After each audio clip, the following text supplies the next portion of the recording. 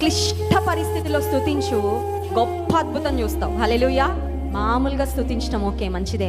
అన్ని సమయాల్లో స్తుతించాలి, అన్ని సమయాల్లో ప్రార్థించాలి. క్లిష్ట సమయంలో ప్రార్థన రావట్లేదండి, అయినా ప్రార్థన చేయి. స్తుతే రావట్లేదండి, అయినా స్తుతించి.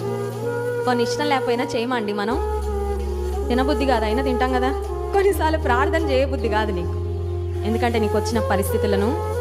మైండ్ బాగాపోతే అప్పదంట, మైండ్ బాగాలేదుగా పడుకో, మైండ్ బాగాలేదుగా సోఫాలోని కూర్చో, ఆ మూల.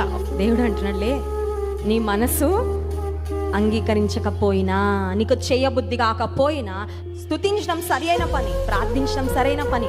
నీ పరిస్థితులు మారని, నువ్వు అక్కడే ఉంటే మారవు, ఎప్పటికీ అలానే ఉంటాయి. ఎన్ని సంవత్సరాలు అయిపోయినా అలాగే ఉంటాయి నీ పరిస్థితులు. నువ్వు లేచి, నీకు అనిపించకపోయినా, నీకు చేయబుద్ధి కాకపోయినా, నీ మనసు అంగీకరించకపోయినా స్తుతించు, ప్రార్థించు.